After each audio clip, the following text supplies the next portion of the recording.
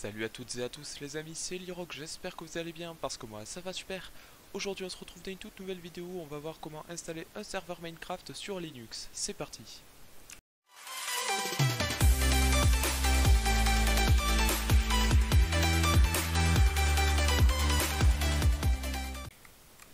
Donc pour les biens de cette vidéo, j'ai créé une machine virtuelle qui tourne sous Debian, mais vous aurez certainement un VPS par exemple, ou que sais-je, une machine auto-hébergée, mais ce n'est pas un problème tant que vous avez un accès SSH dessus et que vous avez la main à distance avec PuTTY par exemple, il ne faut rien de plus. Je vais vous montrer tout ce qu'il faut faire par la suite. Voilà. Donc aujourd'hui on va créer nous-mêmes le serveur de A à Z. On va scripter un petit peu d'ailleurs. Voilà, vous inquiétez pas, on va faire une dizaine de lignes, sinon vous pourrez passer même cette étape si vraiment vous n'aimez pas le code, mais je vais vous expliquer de A à Z et j'espère que ce sera clair, sinon je répondrai à tous les commentaires. Voilà. Donc la première chose qu'on va faire, c'est mettre le système à jour. Donc il vous faut aussi les droits d'administration sur la machine, bien sûr, donc les droits root. Donc pour ça, on va faire sudo. Voilà. Donc sudo, c'est ce qui va nous permettre d'exécuter nos commandes en tant que root. Ensuite, on va faire apt update. Voilà. Ensuite, là, il va essayer de voir s'il y a des paquets qui ne sont pas à jour. Donc ici, tous les paquets sont à jour, mais s'ils ne l'étaient pas, il faudrait faire un sudo apt upgrade. Donc là, je n'ai pas de mise à jour, tous les paquets sont installés et c'est bon. Donc maintenant, ce qu'on va faire, c'est qu'on va installer des logiciels qu'il nous faut pour le serveur Minecraft. Donc ce qu'on va faire, c'est sudo apt toujours install. Et ensuite, on va mettre le nom de nos logiciels. Voilà. Donc le premier logiciel qu'on va installer, il va nous permettre de télécharger un fichier depuis Internet. Il s'appelle wget. Le deuxième logiciel qu'on va installer, c'est Java. Voilà. Donc OpenJDK-11-JRE. Je mettrai toutes les commandes dans la description, hein, pas d'inquiétude. Et le dernier, c'est Screen. Il va nous permettre de garder le terminal ouvert même si on ferme notre session SSH. Voilà, il est très pratique pour ça. Ensuite, on exécute. Moi, j'ai déjà installé ces logiciels, mais vous, il va les télécharger et les installer. Ça peut mettre un petit peu de temps. Remarque, c'est des logiciels assez légers, sauf pour Java qui peut être un petit peu lourd. Mais voilà, ça ne devrait pas prendre trop de temps. Voilà, surtout si vous êtes sur un VPS. Ensuite, ce que vous allez devoir faire, c'est créer un dossier. Donc là, on va faire un mkdir, qui signifie make directory, donc créer un dossier. Et là, moi, je vais l'appeler YouTube. Mais vous pouvez l'appeler par le nom de votre serveur Minecraft. Ensuite, on va se déplacer dedans avec la commande cd YouTube. cd qui veut dire change directory, donc va dans le répertoire YouTube ici. Ensuite, je vous mettrai le lien dans la description de mcversion. Donc ce qu'on va faire, c'est que je vais aller sur mcversion.net, voilà, et vous aurez la liste des versions de serveurs Minecraft. Donc pour la vidéo, ce que je vais faire, c'est que je vais prendre la version 1.8, mais vous pouvez prendre n'importe quelle version, ça fonctionnera. C'est ça l'avantage d'installer soi-même. Donc ici, je vais sur 1.8, je clique sur Download, et ici on a le serveur jar, c'est ça qui va nous intéresser. Donc ce qu'on va faire, c'est qu'on va pas cliquer directement sur le bouton, parce que sinon ça va le télécharger sur notre machine et pas sur le serveur Linux. Ce qu'on va faire, c'est clic droit, copier le lien. Donc je peux mettre cette fenêtre de côté maintenant, et ici on retourne dans notre shell, dans notre terminal, et on fait un wget, donc on va utiliser l'outil pour récupérer un fichier depuis internet, espace, et là on va mettre le lien qu'on vient de copier. Et ici on n'a plus qu'à faire entrer. Ici on attend quelques secondes et il télécharge le serveur Minecraft.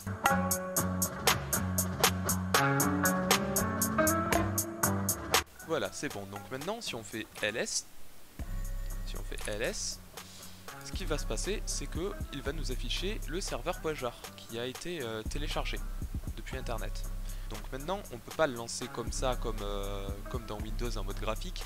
Il nous faut créer un petit script qui va nous permettre de lancer le serveur ou alors de lancer la console. Voilà. Donc le script, il n'est pas bien compliqué. Je vais essayer de le décortiquer et de vous l'expliquer pour que vous puissiez le comprendre. Donc ce qu'on va faire, c'est qu'on va utiliser Nano pour créer un fichier. Nano permet de créer ou d'éditer des fichiers. Donc on va l'appeler serveur.sh. Vous pouvez l'appeler start.sh ou console.sh. Moi je l'appelle comme ça. Ça ne change rien. Ensuite, ce qu'on va faire, c'est qu'on va lui dire que c'est un script bash. Donc là, on met /bin/bash. Ensuite, ce qu'on fait, c'est qu'on va créer une condition. Pas d'inquiétude. J'écris, je vous explique juste après.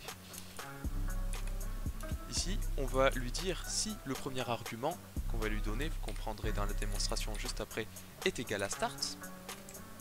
Alors, ce que tu vas faire, ici on met point virgule, alors, then, ce que tu vas faire, c'est que tu vas lancer l'utilitaire qui s'appelle screen avec l'option DMS. Tu vas créer une instance dans screen qui va s'appeler, moi je vais l'appeler YouTube, mais vous l'appelez par le nom de votre serveur Minecraft. Et dans cette instance screen, vous allez lancer la commande java-xmx pour dire max, en gros, la quantité maximale de RAM que vous allez allouer à votre serveur Minecraft.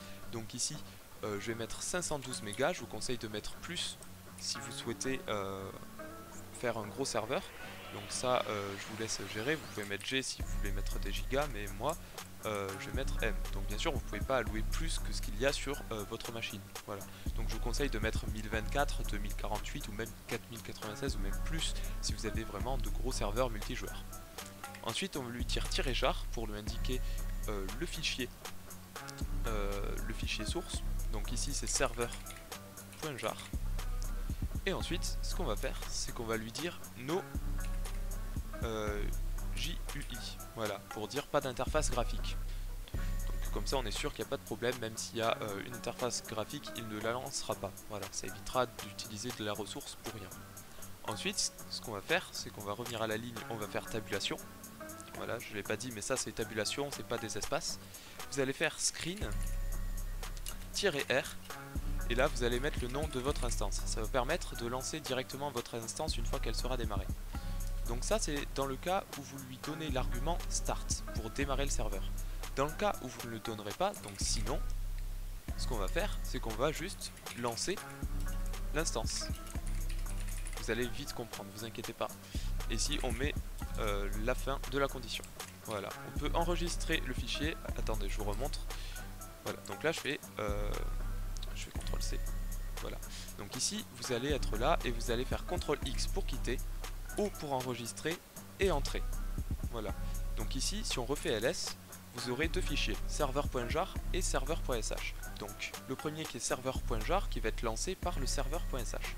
Donc ce qu'on va faire, c'est qu'on va rendre exécutable le serveur.sh. Pour ça on fait un chmod qui va nous permettre de modifier les droits de serveur.sh et on va lui donner les droits d'exécution. Donc ici on fait chmod plus x serveur.sh. Voilà, une fois que c'est fait, on peut refaire un ls et il sera en vert. Donc maintenant ce qu'on peut faire, c'est /serveur.sh avec l'argument start pour lui dire de démarrer le serveur. Et si on fait ça, qu'est-ce qui se passe? Il nous ouvre une nouvelle fenêtre, on attend un petit peu, et ce qu'il va faire, c'est voilà, c'est qu'il a démarré le serveur. Là, si on lit, il nous dit qu'on a besoin d'activer, d'autoriser, d'être d'accord avec le E là pour démarrer le serveur. Donc ce qu'on va faire, c'est qu'on va arrêter le serveur avec stop. Voilà, donc le serveur est éteint. Si on refait un ls, on voit que maintenant il a créé quelques fichiers. Et on voit le fameux ela.txt. Donc c'est parti, on va éditer ce ela.txt. Et ce qu'on va faire, c'est qu'on va le mettre à true. Égal true. CTRL X, O, entrée. Et maintenant, on peut relancer notre serveur Minecraft. Donc si on fait /serveur.sh start, il se relance tranquillement. On attend, c'est le premier démarrage, ça peut être un petit peu long selon la puissance de la machine. Donc ici, il charge le monde. Et voilà, une fois qu'il a affiché done, c'est bon, le serveur est démarré. Donc maintenant, si on souhaite retourner dans le terminal, ce qu'on peut faire, c'est dans Screen, il y a un raccourci qui permet de quitter la session actuelle. C'est CTRL A plus CTRL D. Donc vous faites une fois CTRL A, une fois CTRL D. Voilà, donc ça, il faut le retenir. Si vous voulez, vous pouvez même vous le noter quelque part dans un fichier texte sur le serveur ou même dans le serveur.sh. Vous pouvez très bien mettre un commentaire avec je vais vous montrer d'ailleurs. Donc ce qu'on va faire, c'est qu'on va faire un anneau serveur.sh. Voilà, et ce qu'on va dire, c'est que je vais noter en bas de fichier, un commentaire qui va dire pour quitter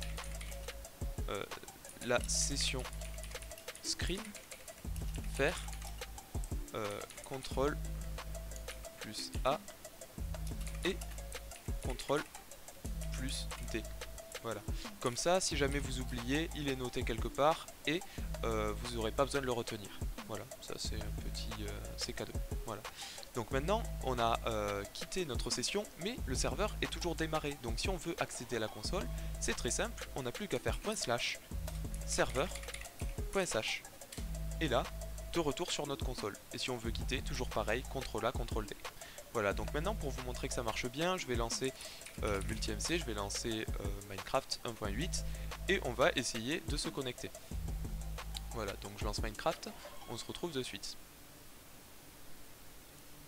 Voilà, donc ici on n'a plus qu'à aller dans Multiplayer, donc ici j'avais déjà fait un essai, donc je vais le supprimer. On va faire Add Server, ici je vais mettre en nom YouTube, et en serveur adresse, je vais mettre l'adresse IP de mon serveur. Voilà, donc ici moi je sais que l'adresse IP c'est celle-là. Voilà, c'est l'adresse IP locale, pas la peine de me dire ouais on va te DDoS ou je sais pas quoi. Voilà, donc ici on fait done et on n'a plus qu'à se connecter. Et comme vous pouvez le voir, on attend quelques secondes et puis on est connecté. Voilà, désolé, il y a mon chat à côté. Voilà, donc on est connecté et on peut jouer entre amis. Voilà. Donc si cette vidéo vous a plu, je vous invite à mettre un like, à vous abonner à la chaîne. Et moi, je vous dis à la prochaine. Salut!